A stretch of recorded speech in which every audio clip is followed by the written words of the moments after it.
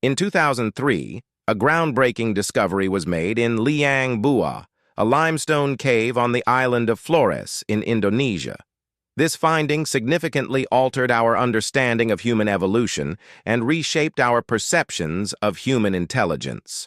Researchers unearthed the remains of a fully grown adult human who stood just 3 feet 7 inches, 1.1 meters, tall.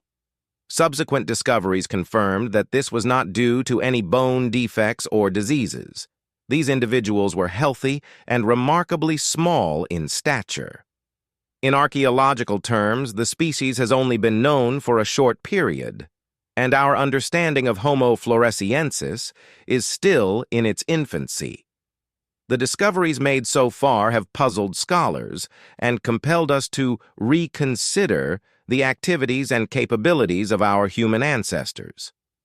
As with all our evolutionary ancestors and their relatives, multiple theories exist regarding the evolution of Homo Floresiensis. A widely supported theory suggests that H. floresiensis evolved from Homo erectus. Various cranial and skeletal features in H. floresiensis seem to support this idea. Research, primarily based on cranial evidence, proposes that H. erectus somehow crossed the water to reach the island of Flores. Once there, the group underwent the evolutionary process of island dwarfism. This process occurs when isolated groups of animals, typically on an island, evolve to be smaller due to limited resources.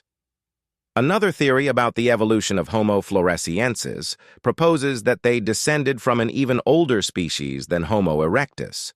Several traits of H. floresiensis resemble those found in earlier Australopiths. The size of their legs and feet, along with the morphology of their teeth and mandible, indicate that H. floresiensis may have potentially evolved from a hominid that predates H. erectus. If this is the case, it raises significant questions about who these earlier hominids were and how they managed to reach Flores while their evolutionary contemporaries remained in Africa. It also casts doubt on the classification of H. floresiensis within the Homo genus, suggesting they might be more accurately classified as Australopithecus or even a new genus.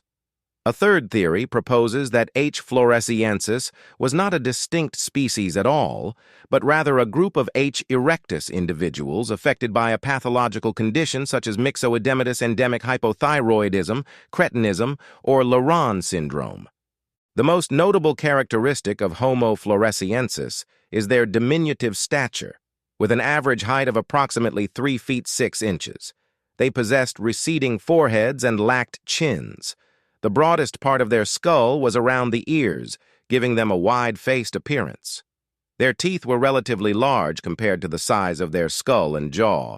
Their shoulders and clavicles were positioned slightly more forward than those of modern humans, making them appear as if they were perpetually shrugging. They had sturdy legs with relatively wide bones. Their feet were long in proportion to their legs, necessitating a greater bend in their knees while walking. This resulted in a slower gait. So far, fossil remains of 15 individuals have been discovered in the Liang Bua Cave, dating back to a period between 100,000 and 50,000 to 60,000 years ago. These individuals are labeled LB1 through LB15. LB1, the first to be found, is the most complete skeleton and the only one with an intact cranium. Initially, LB1 was thought to possibly exhibit microcephaly. However, the teeth and mandibles of the other individuals revealed that their heads were of similar size.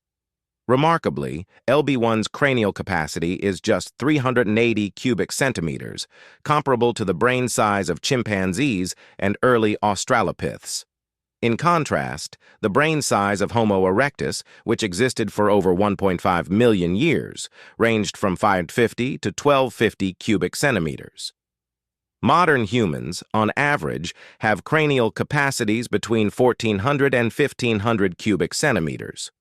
What stands out, however, is the evidence of their culture and behavior. Their tools included flakes shaped into points, perforators, blades, and microblades, some of which show signs of being hafted, attached to wooden handles, as barbs. Wear and polish on some stone tools suggest they were used for working with fibrous materials and wood.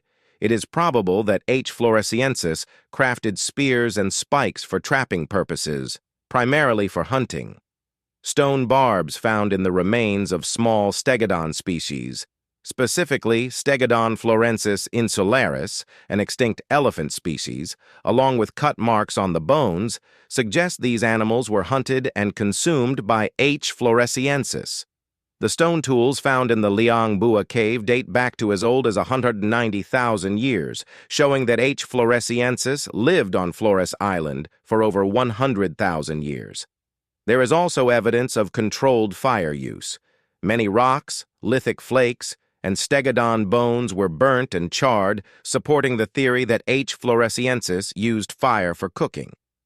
It is reasonable to assume they also used fire for warmth and protection.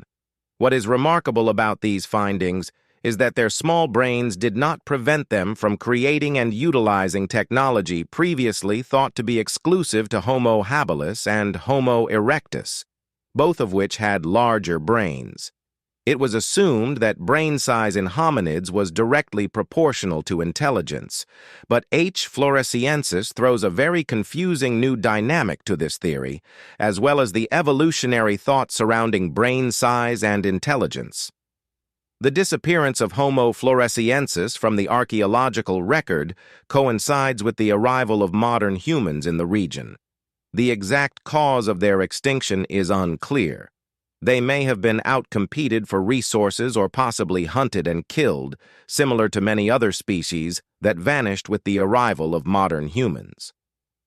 The discovery of Homo floresiensis raises new questions and challenges our previous theories about human evolution. If this species evolved from Homo erectus, why do they exhibit traits of Australopithecines that had disappeared in H. erectus? And if they evolved from an Australopith, how did that species end up so far from Africa? Additionally, we are puzzled by how a hominid with such a small brain could possess mental abilities far beyond what we would expect from such a brain size. There is still much to learn about this species, and each new finding adds another piece to the complex puzzle of human evolution.